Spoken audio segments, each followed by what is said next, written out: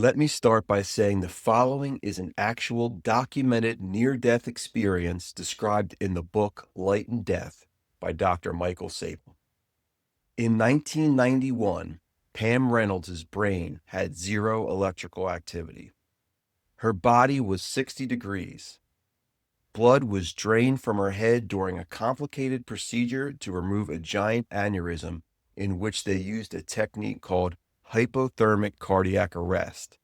This was done to stop her heart and drain the blood from her brain to remove the catastrophic time bomb that lived inside it.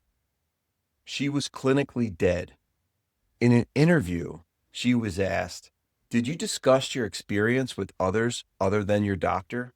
And she says, "Yes, everyone." It was pretty funny also. I thought I had hallucinations, and when I talked with my family and my husband, we were joking. That made everybody laugh, with the exception of the nurses, the doctor, the anesthesiologist, and the neurophysiologist.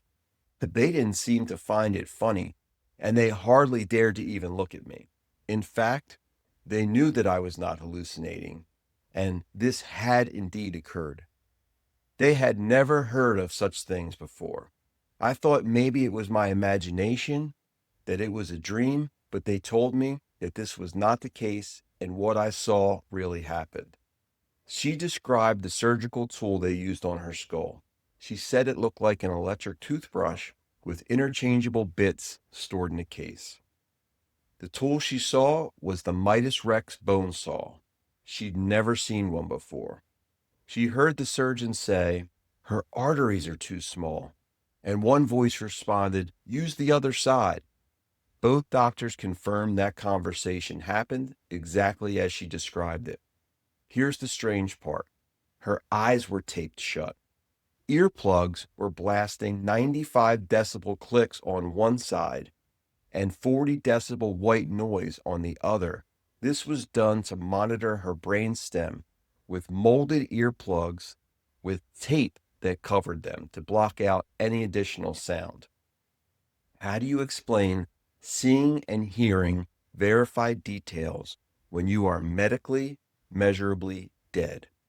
Some say anesthesia awareness, but that doesn't explain the visual details. She said she saw from the shoulder of the doctor. What about that? The simpler explanation? Consciousness doesn't need the brain to observe.